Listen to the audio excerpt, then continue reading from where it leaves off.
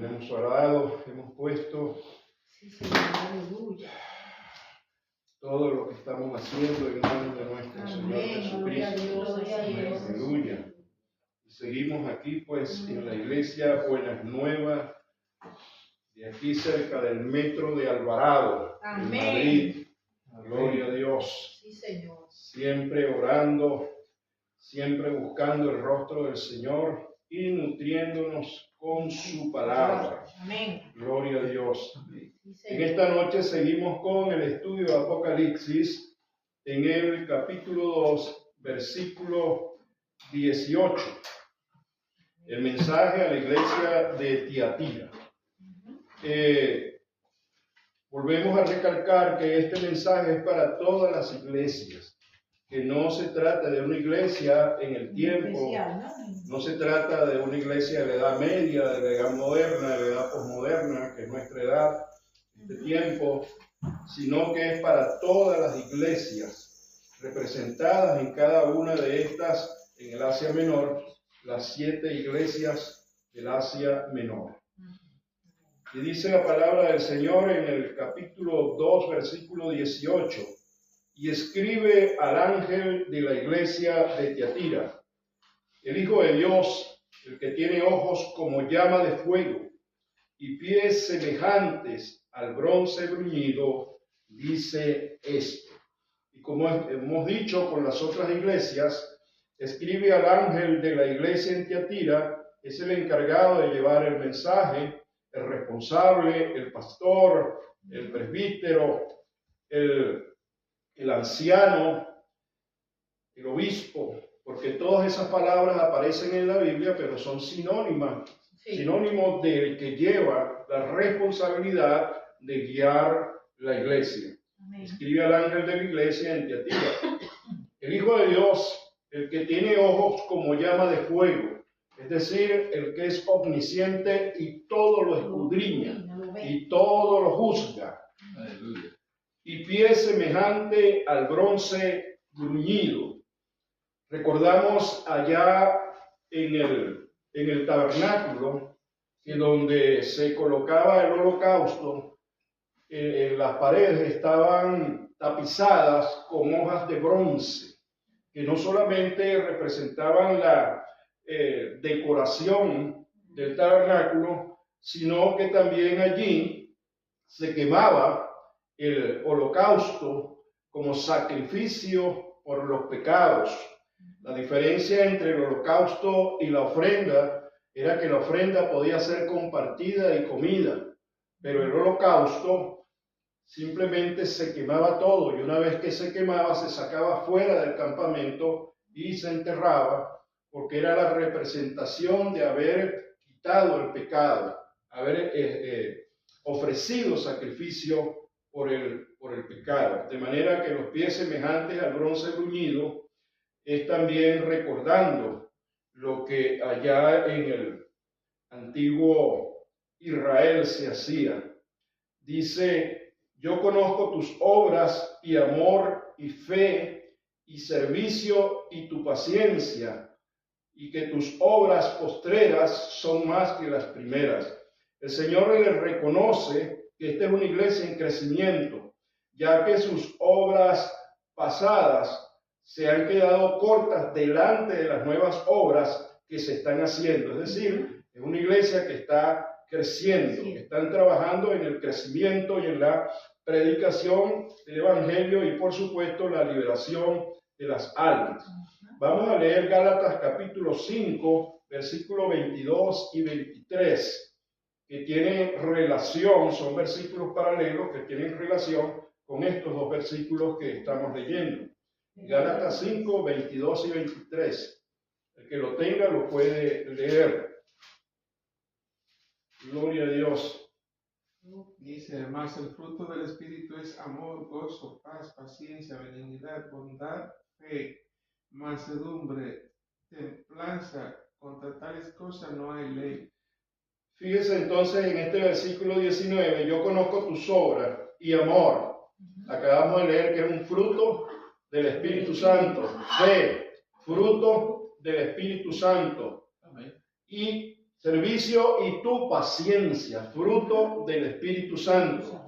Y cuando conceptualizamos la paciencia, es la capacidad que debe tener el creyente para soportar las pruebas y para no doblegarse en medio de esa situación que lo está retando a mantenerse firme. Es decir, que en medio de la prueba está la paciencia, se desarrolla la paciencia, que es saber esperar en Dios hasta que la prueba sea superada y no negar nunca a su Creador. Y aparte de eso, tener el dominio propio de poder soportar esa prueba, tener por sumo gozo cuando estés pasando por diferentes pruebas, sabiendo que la prueba te va a producir paciencia, te va a dar ese aguante, te va a dar esa fortaleza. ¿Por qué? Porque el Espíritu Santo no te dejará solo.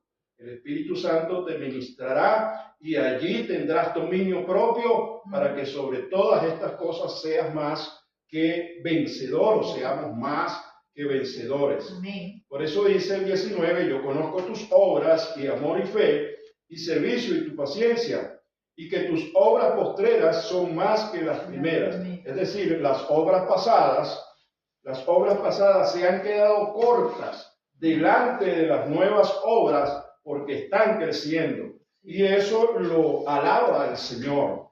Dice el versículo 20, pero tengo unas pocas cosas contra ti. Sabemos que el Señor primero refuerza y exalta las cosas buenas que estas iglesias están haciendo.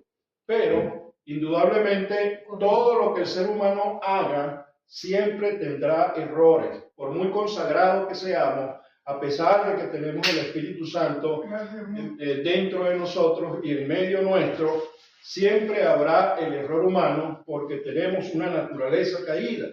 Pero entonces el Señor nos dice, nos da, vamos a decirlo así, el medicamento apropiado para que nos corrijamos y mantengamos la comunión con Él. Amén. Por eso nos dice en el versículo 20, pero tengo unas pocas cosas contra ti, que toleras que esa mujer Jezabel, que se dice, profetiza, enseñe y seduzca a mis siervos a fornicar y a comer cosas sacrificadas a los ídolos.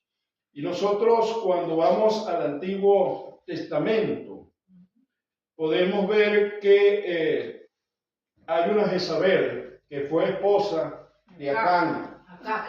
De Acab. Y el rey Acab, pues, era un hombre que se dejaba dominar por aquella mujer. Es decir, la mujer ejercía autoridad sobre él.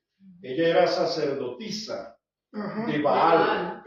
Entonces sedujo no solamente a Acab, sino al pueblo a adorar a Baal y a comer carne sacrificada de los ídolos.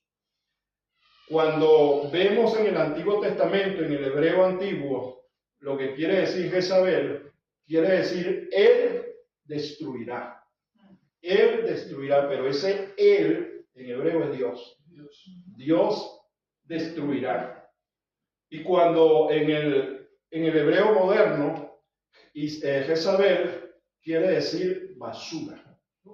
Eso es lo que quiere decir Jezabel en el hebreo moderno. Basura. Y basura por lo que ha traído, en este caso, a la iglesia.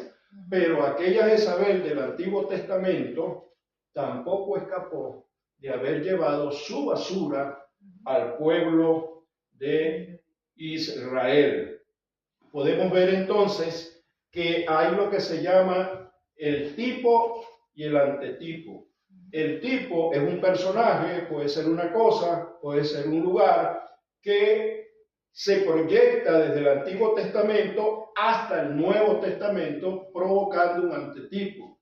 Es decir, Jezabel del Antiguo Testamento se proyecta y su antetipo es Jezabel, la del Nuevo Testamento. Pero también se proyecta en en esta época posmoderna, porque nosotros tenemos la doctrina del empoderamiento de las mujeres, donde asumen la autoridad y están por encima de lo establecido por Dios. Y también, en este caso, hay que, vamos a decirlo, relacionarlo con las nicolaitas, porque los nicolaitas son los que seducen al pueblo para poderlos gobernar y ejercer autoridad. Les encanta el liderazgo, aunque Dios no les haya dado ese liderazgo. De manera que esta Jezabel ejercía un liderazgo que Dios no le había dado. Porque si nosotros observamos, primera norma, si observamos el versículo, dice, pero tengo unas cosas contra ti, que toleras que esa mujer Jezabel, que se dice profetiza, no es que es profetiza, no es que ella dice que es profetiza. Ella se hizo. Entonces eso es hacerse, eso es ocupar un cargo que no nos corresponde, ¿verdad? Y ya eso Dios no lo tolera. Ya Dios está en contra de ese tipo de liderazgo. Que se dice profetiza, enseñe y seduzca a mis siervos a fornicar. Esta fornicación puede ser desde el punto de vista espiritual, lo vemos en toda la literatura bíblica, cuando Israel allá en el Antiguo Testamento se iba detrás de los ídolos muertos, secos y vacíos, Dios les decía entonces que estaban adulterando o estaban fornicando. Porque muchas veces vamos a conseguir en la palabra que la fornicación es sinónimo de adulterio. Aunque se pueden diferenciar conceptualmente, pero en la palabra pueden aparecer como sinónimos. Podemos ver por lo menos allá el profeta Oseas. Cuando el profeta Oseas, Dios le dice que se casa con una mujer fornicaria. Era una mujer adúltera, era una mujer de la calle. ¿Qué quería demostrar Dios? Que así como Oseas se había casado con esta mujer adúltera, esta mujer ramera, el pueblo de Israel era igual cada vez que se iba detrás de los ídolos muertos, secos y vacíos, según el Salmo 115 y Éxodo capítulo 20. Que dice que si los padres como los hijos adoran a ídolos muertos, entonces estarán en contra del Señor hasta su cuarta generación. Eso es lo que el Señor nos muestra allí. Esta mujer en su falsa doctrina está enseñando entonces la idolatría y la fornicación, que podemos verla desde el punto de vista espiritual, y muchos comentaristas también dicen que pudiera haber sido desde el punto de vista sexual y físico. Dice el versículo 22, en el versículo 21 dice, y le he dado tiempo para que se arrepienta.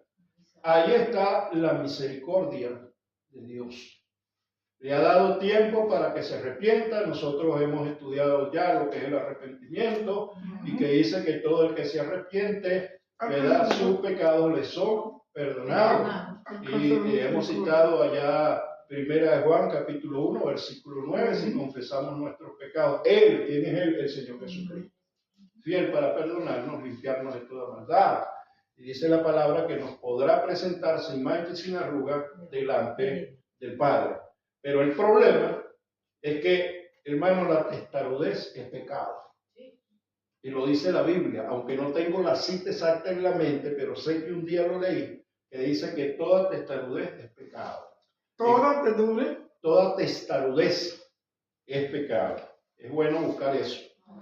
Ahora bien, entonces cuando dice no quiere arrepentirse de su fornicación, no quiere el perdón de Dios. Ella quiere proseguir allí ejerciendo su autoridad, ejerciendo su empoderamiento y llevando a los fieles justamente a que estén de espaldas a Dios.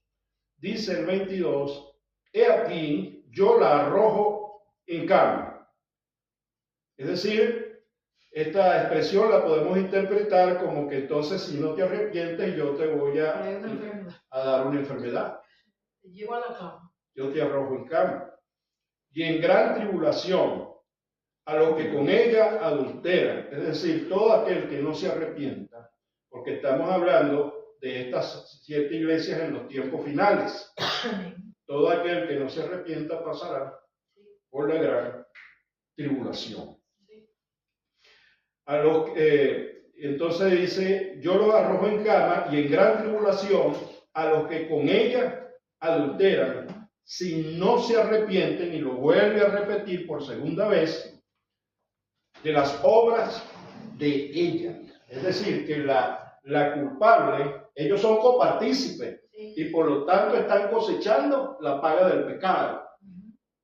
Pero el medicamento, el remedio, el reconvenimiento es el arrepentimiento genuino para con Dios y fe en nuestro Señor Jesucristo. Hechos capítulo 20, versículo 21. A mí no se me sale de la boca porque siempre me preguntaban eso. ¿Cuáles son los 2 pilares de la salvación, hermano Roma? Cuando me estaban enseñando. Arrepentimiento genuino para con Dios y fe en nuestro Señor Jesucristo. ¿Dónde está eso? Hechos 20, 21. Así enseñaban antes. Amén. Así enseñaban, o me enseñaban a mí, pues. Sí, gloria a Dios. Y uno estaba, hermanos, esperando que llegara el día para uno salir a estudiar la palabra. Esperando el día para... En el caso mío, cuando yo nací allá en el estado de Trujillo, como cristiano, una noche de abril de 1985, día viernes, predicaron será como en los días de Noé. Después de eso yo no me perdí más nunca un culto. Nunca me perdí el culto. Lo demás me lo perdía porque era un inconverso que andaba en otras cosas. Pero una vez que me arrepentí con todas mis hermanos, porque no era una línea recta, con todos mis altibajos, volví a la iglesia. Porque que yo les diga, no, que desde que yo creí, nunca me resbalé, nunca, no es verdad. Pero ya estoy aquí, a la edad que tengo, esperando que el Señor venga conmigo. Amén. Gloria a Dios. Aquí estamos igual nosotros. Ya de ahí no sale usted. Gloria al Señor. De aquí para arriba. Dice aquí, yo lo arrojo en cama, la arrojo en cama, y en gran tribulación a los que con ella adulteran, si no se arrepienten de las obras de ella. Y vemos cómo el Señor hace hincapié en el arrepentimiento. Muchas veces nosotros condenamos a las personas y casi que hacemos lo que hace la doctrina católica.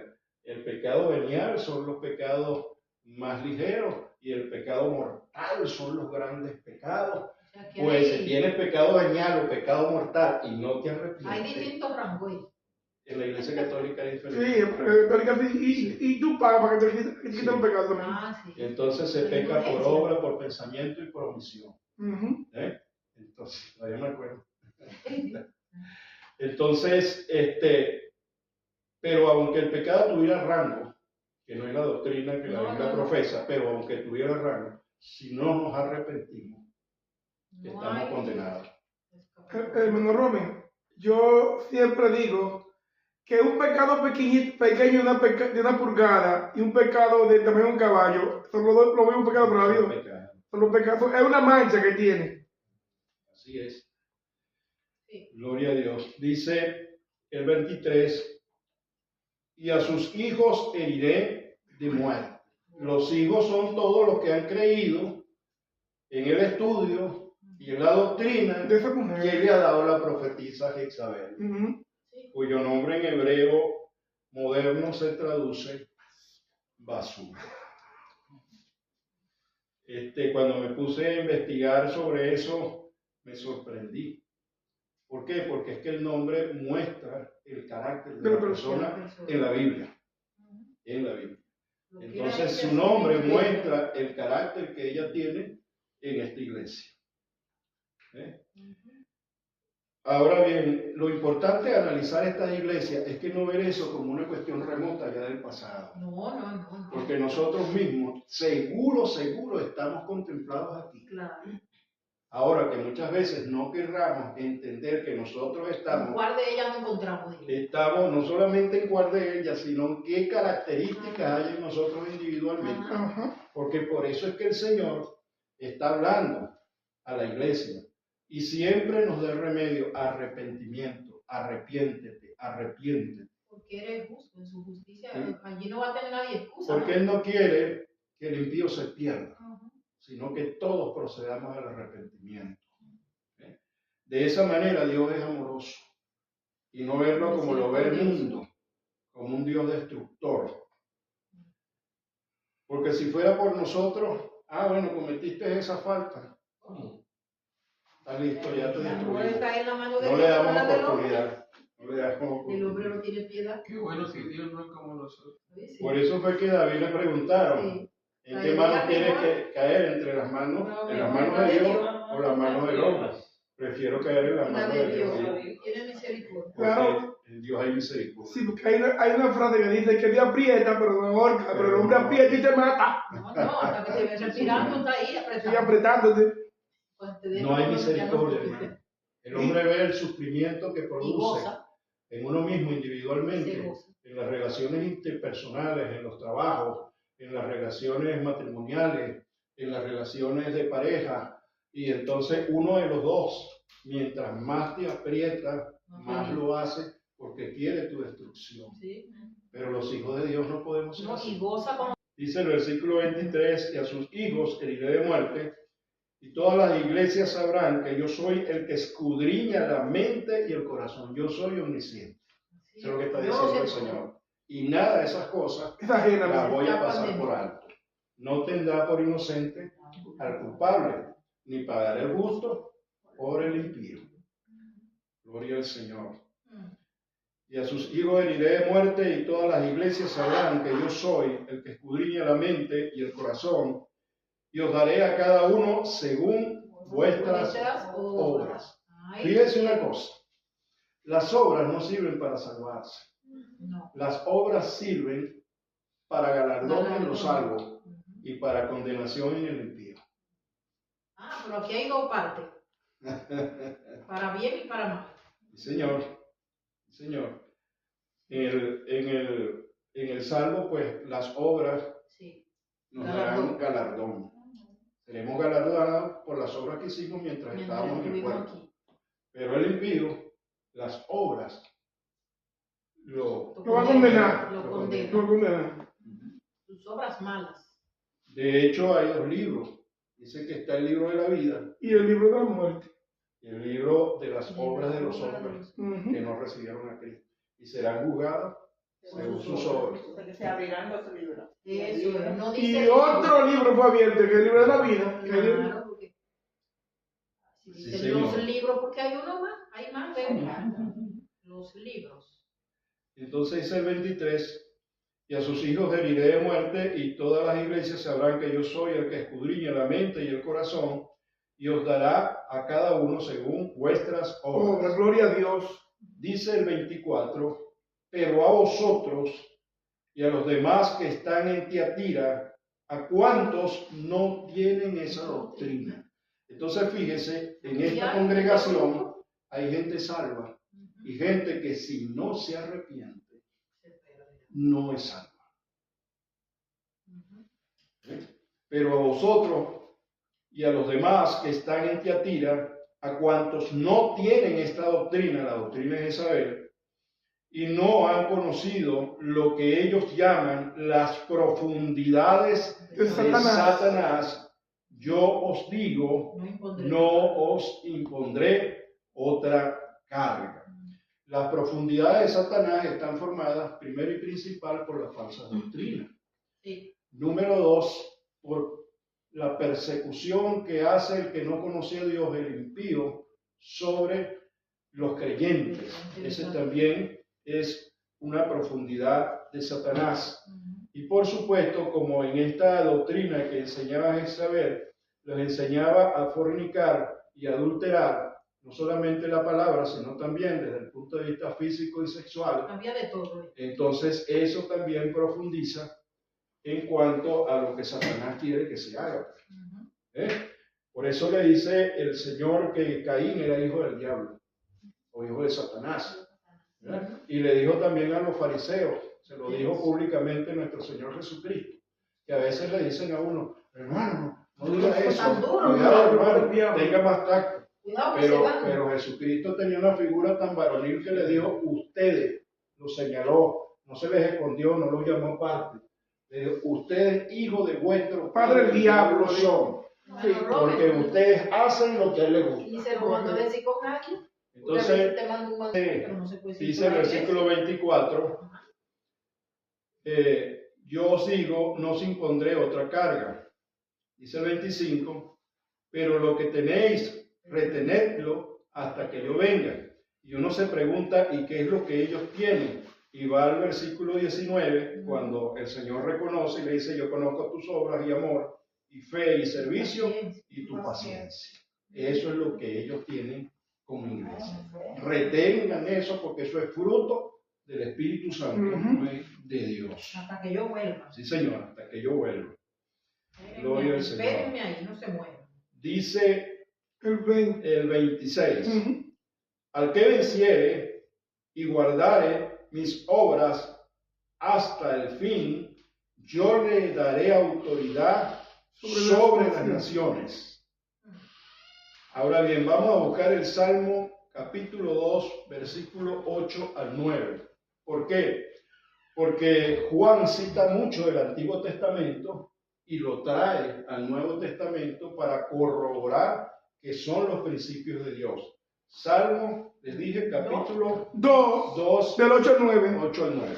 Que lo tenga lo puede leer. Dice, pídeme y te daré por herencia a las naciones y como posesión tuya los confines de la tierra.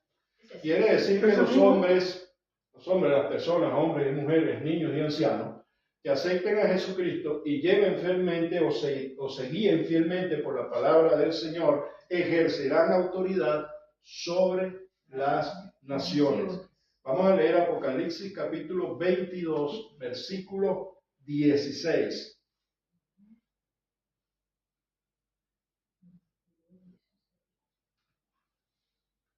Yo, Jesús, he enviado mi ángel para daros testimonio de estas cosas en las iglesias. Yo soy la raíz y el linaje de David, la estrella resplandeciente de la mañana. Apocalipsis 22, 16. Eso tiene relación con el versículo el versículo 28, que dice, y le daré la estrella de la mañana. Del video 22. Sí, yo soy la raíz y el linaje de David, la estrella resplandeciente de la mañana. Apocalipsis 22, 16. Tiene relación con Apocalipsis 2 que estamos estudiando, versículo 28, donde dice, y le daré la estrella de la mañana. Y la estrella de la mañana es nuestro Señor Jesucristo. Y si nos acordamos que aquellos sabios que venían a ver el nacimiento del niño también fueron guiados por la estrella. Y la estrella no solamente representa a nuestro Señor Jesucristo, sino la guía de Dios para aquellos que le siguen. Gloria al Señor. Santo es su nombre. Ese es el concepto de discípulo. El concepto de discípulo es aquel que es enseñado por un maestro y sigue la doctrina de su maestro a donde quiera que vaya. Ese es el concepto de discípulo. Gloria a Dios. Dice el 27, y le regirá, el 28, y le daré la estrella de la mañana, y el 29, el que tiene oído oiga lo que el Espíritu dice a las iglesias, en plural, no es para una iglesia específica, sino para todas las iglesias. Recuérdese que hay dos conceptos que también debemos manejar, que es la iglesia local y la iglesia universal. Nosotros en este momento estamos en la iglesia local, pero en la iglesia local hay salvos y no salvos. Hay que tener claro eso. En la iglesia universal estarán solamente los salvos. Es decir, cuando el Señor venga por su iglesia, no viene por una denominación en especial, sino que los creyentes verdaderos, ya nosotros definimos aquí lo que es un creyente verdadero. Esa pregunta nos la hizo el pastor, se la respondimos en esa oportunidad. Los creyentes verdaderos de todas las denominaciones que están aquí dentro de estas 7 iglesias serán llevados, porque ellos forman la iglesia universal. De manera que ese concepto de que la mitad de la iglesia se queda y la mitad se va, no es verdadero, no es real. La iglesia de Jesucristo no se quedará. Amén. ¿Por qué? Porque está formado por los creyentes verdaderos y porque la Biblia dice que ni el Seol ni la muerte estarán por encima de ellos. Eso es prevalecer.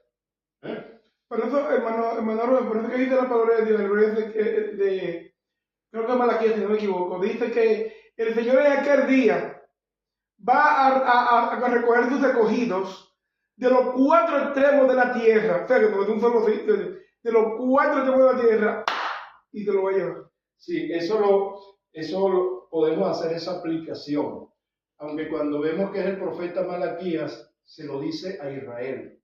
Lo podemos aplicar en la iglesia, pero los oyentes originales de Malaquías es Israel. Y los 4 puntos de la tierra se refiere a que Israel ha estado en el exilio por mucho tiempo.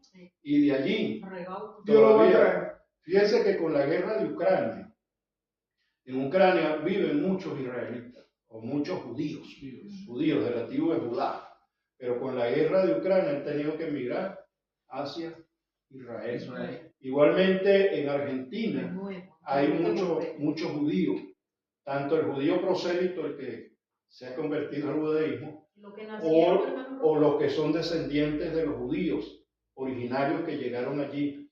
Pero cuando hubo esa debacle allá económica en Argentina, con los gobiernos pasados, ellos emigraron a Jerusalén. ¿Qué es lo que está haciendo el Señor? Bueno, llamándolo de los 4 ángulos de la tierra, volviendo a su tierra, llevándolos allá. Y otra, para la gente muy entender, hermano, estaba viendo hace como un par de semanas atrás, que yo no tenía ese dato, que cuando Hitler estaba terminando los judíos, República Dominicana, el presidente, encabezado por Rafael Leónidas Trujillo Molina, acogió a 100,000 judíos. Y digo, wow, 100,000, dije yo, pero fue demasiada gente. 100,000 él lo acogió para que llegara a Santo Domingo y se ubicara en la región norte de Puerto Plata y en Sosúa, y ellos fueron quienes impulsaron la economía en esa región, pero hasta el día de hoy. Me trae a la memoria yo leí una tesis de grado de un doctorado en teología, y este hombre, su tesis de grado era que cuando Cristóbal Colón, quien era judío prosélito, Colón era genovés, Italia, Génova, pero era judío prosélito, según la tesis que este hombre mostró y le valió un doctorado. Cuando las cárceles aquí en España se vaciaron, los hermanos Pinzón y todos esos marinos, esos eran judíos. Y entonces él, para rescatarlos, esos eran judíos sefardíes, que la Inquisición católica los ponía presos y luego los mataba si no se convertían al catolicismo. Y Cristóbal Colón hábilmente pidió esos marinos para irse a descubrir América. Es de hacer notar que solamente habían 2 tipos de marinos que eran capaces de llegar a las costas españolas por lo difícil del viaje. España aparece como Tarsis en la Biblia. Allá Jonás. El Señor. Y había solamente 2 naciones capaces de dar marinos que tuvieran la destreza de llegar aquí a España, que era Fenicia, los fenicios y los judíos. Entonces, cuando Cristóbal Colón toma a los judíos sefardíes de aquí de España, los lleva a las Américas, y esa bendición todavía nosotros la estamos disfrutando. Porque el Evangelio, aunque llegó por diferentes vías, llegó para bendición de nosotros. Y ahora el Señor nos ha traído aquí para que prediquemos y enseñemos su Evangelio. Amén. Hay que conocer los movimientos de Dios. Gloria a Dios. El mensaje a Sardis, capítulo 3.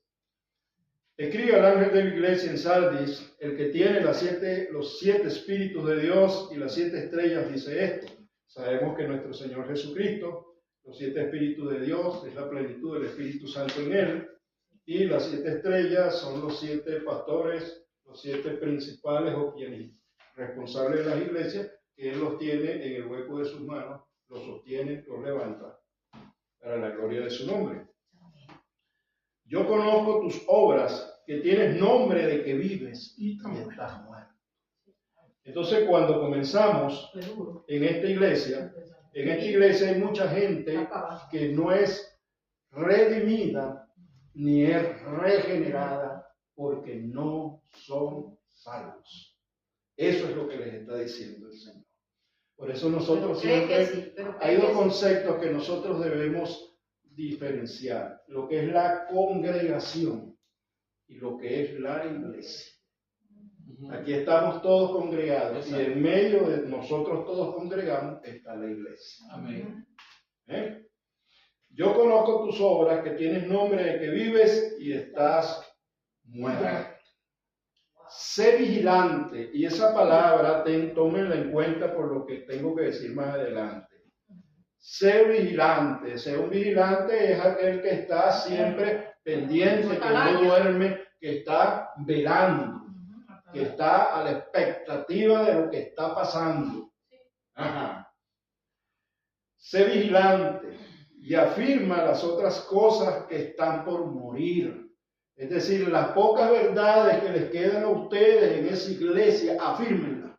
No las dejen morir. No las dejen morir. Sé vigilante, afirma las otras cosas que están para morir, porque no he hallado tus obras perfectas delante de Dios. Y no pueden ser perfectas, porque si hay una cantidad de gente que ni siquiera es salva, que no ha sido redimida, que no ha sido regenerada, es una situación difícil.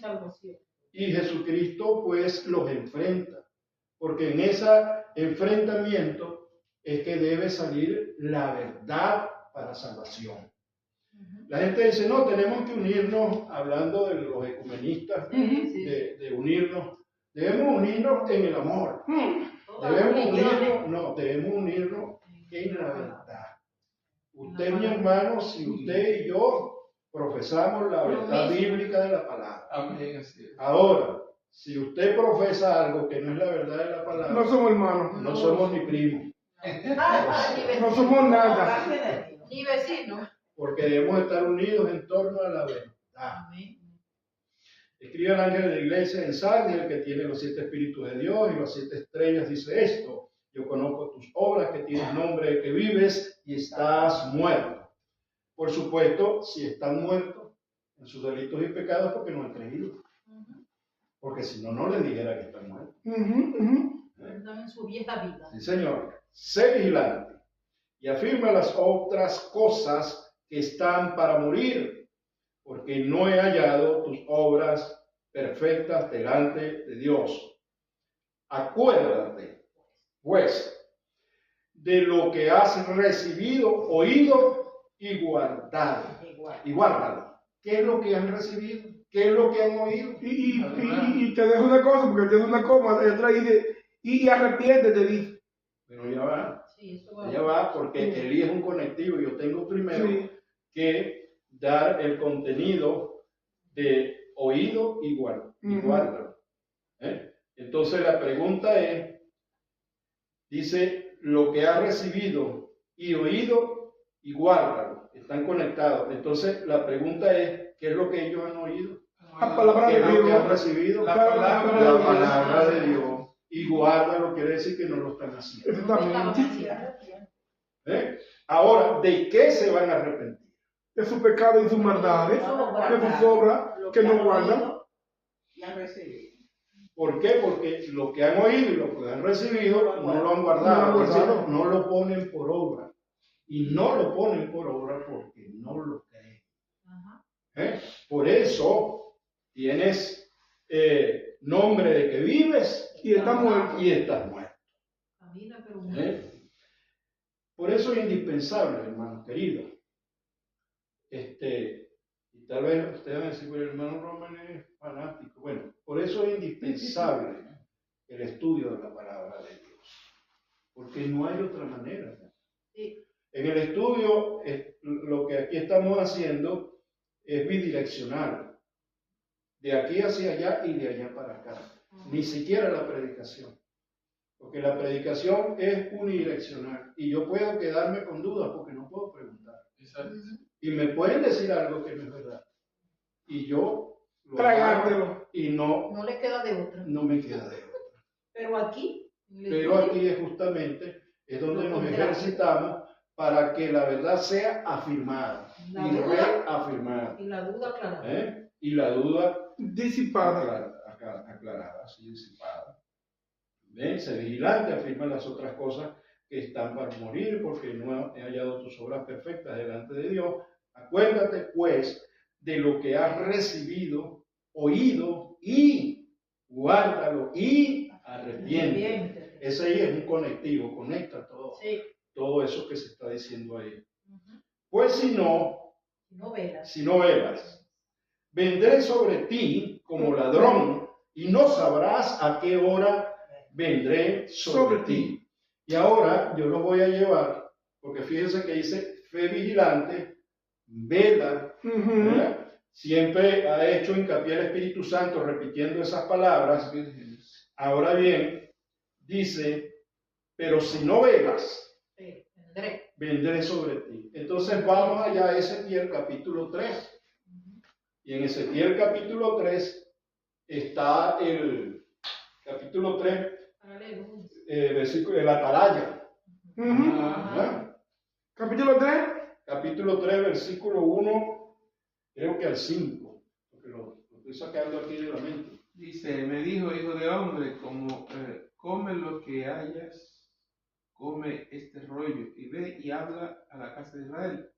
Abrí mi boca y me hizo comer aquel rollo. Y me dijo, hijo de hombre, alimenta tu vientre y llena tus entrañas de este rollo que yo te doy.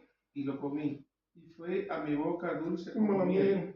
Luego me dijo, hijo de hombre, ve y entra a la casa de Israel y habla con mis palabras. Porque no eres enviado a pueblo de habla profunda ni de lengua difícil, sino a la casa de Israel. Ajá. Entonces, allí se dice, ¿verdad? Toma el rollo, trágalo, cómelo y luego llévalo a la casa de Israel. Ese es el contexto de cuando él dice que si él viere a su hermano cometer pecado y no te advierte sobre ese pecado, la sangre de ese hermano caerá Sobre el profeta. sobre él. Pero si, tomando el rollo, tomando la palabra, llevas eso a tu hermano y él se arrepintiera, tú te has librado de la sangre de tu hermano. Ahora bien, la figura de la atalaya es que la atalaya estaba en lo alto y debía venir cuando el enemigo, el ejército contrario, venía. Y antes que eso ocurriera, tocaba el sofá. Y al tocar el sofá, daba la alarma al ejército de Israel que estaba formado por todos los jóvenes menores de 20 años. O sea, eran gente muy activa.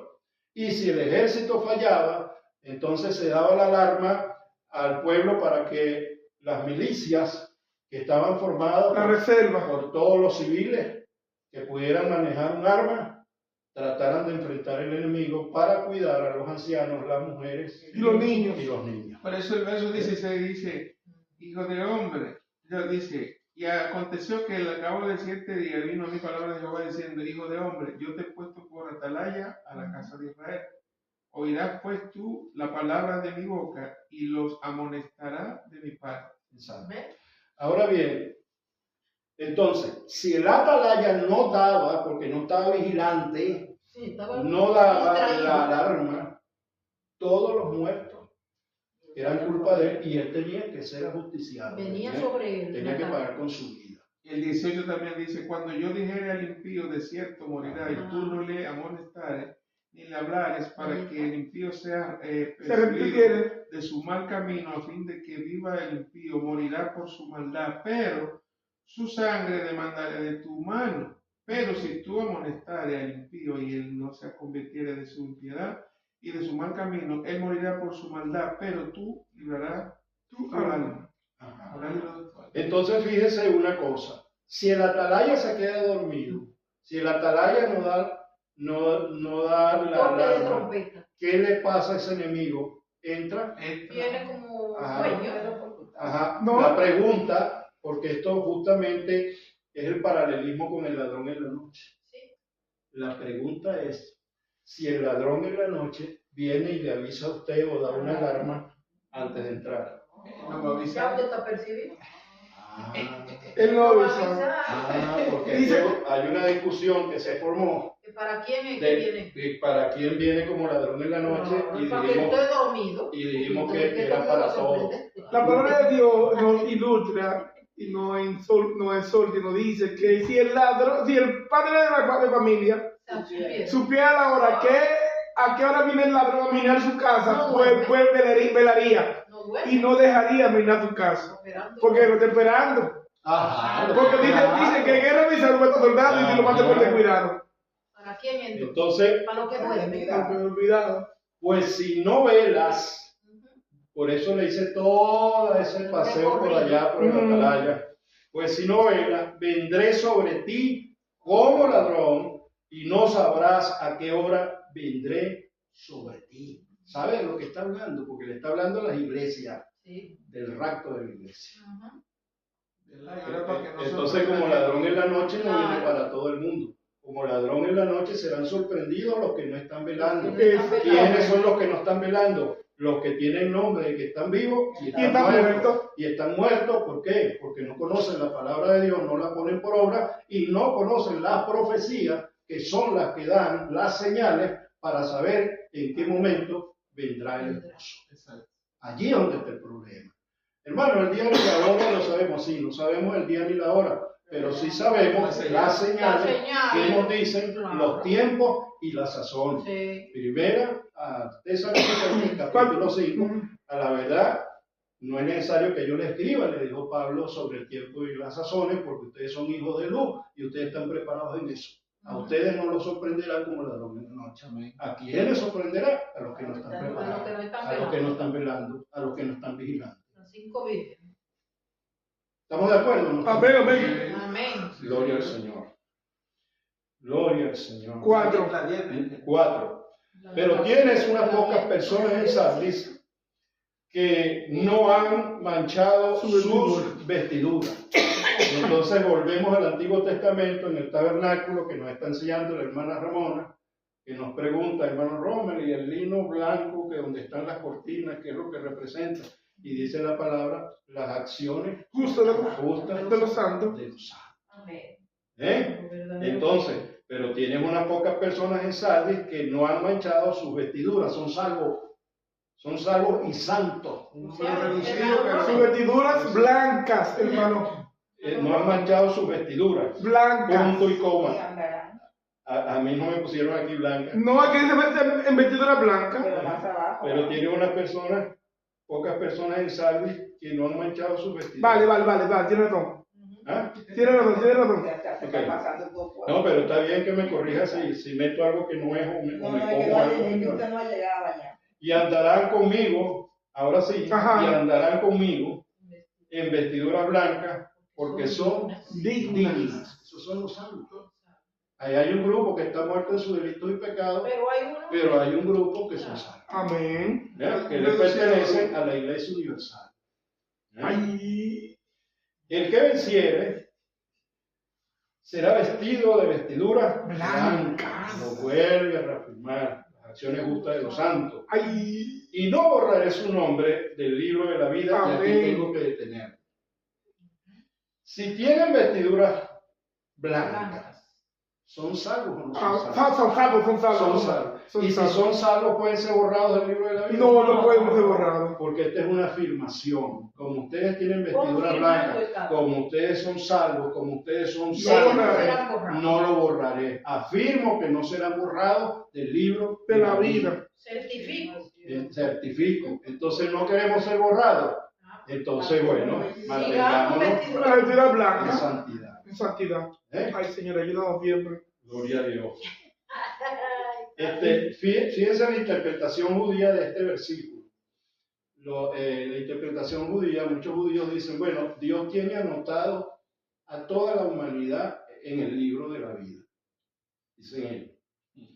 Y entonces, y no borraré su nombre, es que va a borrar los que no son salvos y quedan los que son salvos.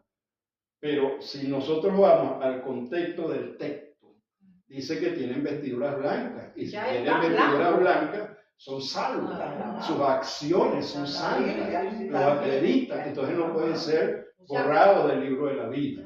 Y hablando del libro de la vida, esa es una figura que toma la Biblia desde la antigüedad, porque en las ciudades habían como unos vigilantes, unos guardias, que no te dejaban pasar a la ciudad.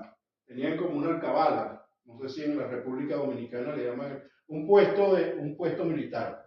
Ah, eso se llama. En Venezuela le decimos alcabala. No, el destacamento no, eso le llaman. Una garita. No, es una garita, no, es lo que te dijo un puesto Bueno, un militar puesto militar. a la entrada. Sí. Entonces, Ahí están los nombres. cuando tú llegabas a esa ciudad antigua, había un libro que se llamaba literalmente el libro de la vida. Ahí se llama Casa de Guardia. Ah, bueno. Llegaba entonces en la casa de guardia, Ujú. abrían el libro de la vida. Ujú. Y ¿a quién viene a buscar usted antes de dejarlo entrar a la ciudad? Ujú. Norma de seguridad. ¿A quién viene a visitar usted aquí? A Roberto Reyes. Espérese un momentico. Había en el libro de la vida y lo buscaban. No está aquí, no puede entrar. Porque aquí solamente están los nombres de los vivos que habitan esta ciudad.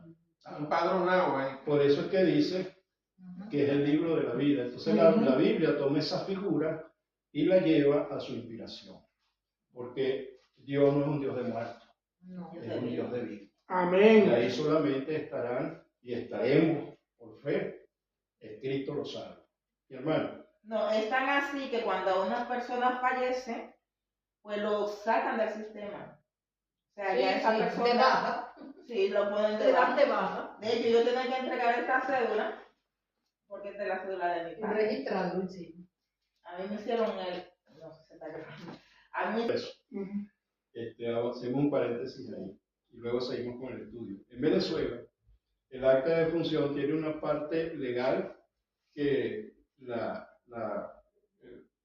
el alcalde o ¿cómo es que se llama? La autoridad civil sí, lo la Aquí. llena, pero luego hay una parte médica. claro, Sí. Y entonces dice causa directa de la enfermedad, claro.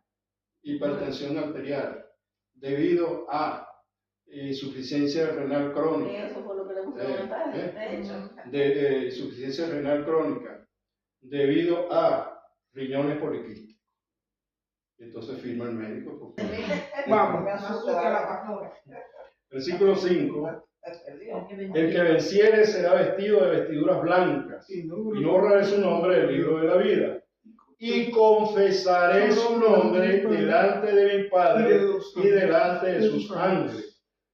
Hermana Griselda, Mateo 10:33. Mateo 10. 33.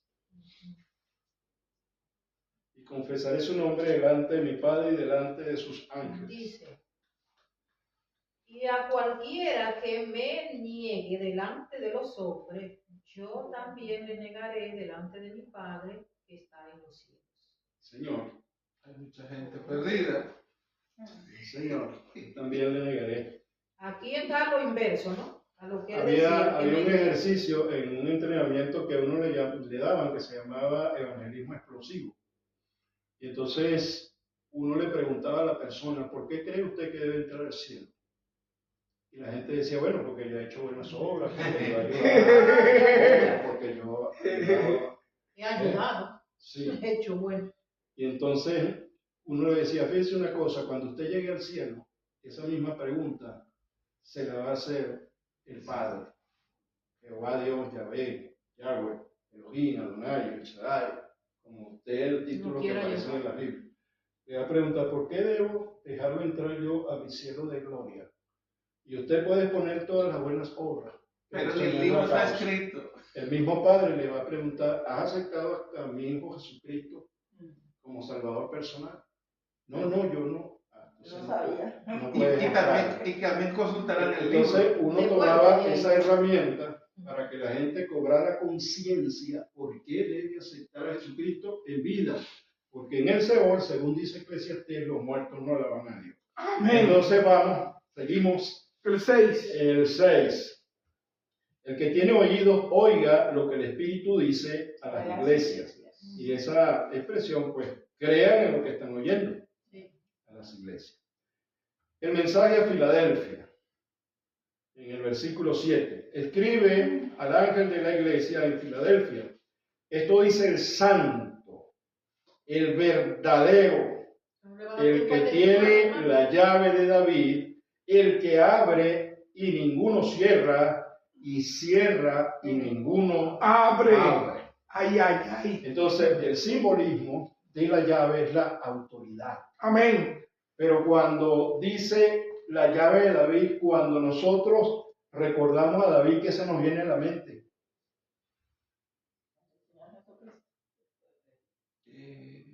¿Qué se nos viene a la mente cuando hablamos de David? No, y me vienen muchas cosas, tantas cosas me vienen a la mente, el dulce cantor, el pastor de los pastores, el ungido, muchísimas cosas me vienen a la mente. Ajá, y no se le viene a la mente que David es rey. Entonces, la llave de David, y si David es rey, y la llave es la autoridad, entonces, y el descendiente de David, o la línea de David, Es Jesucristo. es Jesucristo. Jesucristo es el que tiene la llave para abrir y entrar al reino. Amén. Ese reino no está presente actualmente. Exacto. Ese reino estará presente cuando Él se siente en el trono En el milenio. de Jerusalén. Sí. ¿Verdad? Pero lo que nos quiere decir es que el que tiene la llave de David, el que tiene la autoridad para dejarte entrar al reino o no. Cerrar o abrir. Ahora, eso lo decides tú. Depende de ti. Sí. Depende de tu respuesta cuando Él te Por habla. eso dice el que cree, Ahora- será salvo. Sí, ahora fíjense otra cosa. También nos recuerda el pacto que hizo Jehová Dios con David. Y ese pacto es incondicional. Incondicional. Igual al pacto que hizo con Abraham. ¿Eh? Entonces, cuando el Señor hace el pacto con Abraham, no es Abraham el que pacta con Dios, es Dios el que pacta por Abraham. Y ahora está la gente pactando. Y entonces, cuando Abraham se duerme, ¿verdad? Porque en el sueño ve los animales que están partidos, menos los palominos que no fueron partidos, y que pasa una antorcha de fuego por el medio de aquellas ofrendas, pues tenía que estar dormido, porque si está presente se muere, Se muere. porque no puede resistir la presencia de Dios. Y el fuego de la antorcha lo que indica es la purificación, la santificación de ese sacrificio que se está ofreciendo ahí, ofrecido por Dios, porque el pacto lo hizo Dios. Por lo tanto, el pacto tanto de Abraham como de David no depende del hombre, depende De Dios. de Dios. Sí. Pero entonces vamos a un nuevo pacto. O sea, El que tiene la llave de David, espérese un momentico. Porque ahora sí, A Jesucristo. ahora sí entendió lo que usted no entendía. Ajá. Al que tiene la llave de David. Ahora bien, el que tiene la llave de David hizo un nuevo pacto. Y ese pacto no depende del hombre. Exactamente. Ese pacto depende de Dios. O sea que no Por depende lo de lo que tanto- nosotros hagamos. Por lo tanto, No. es incondicional. Ahora, aunque sea incondicional, el hombre tiene que dar una respuesta, Sí. porque el hombre fue creado libre y se le dio la capacidad consciente Elegir. de decidir.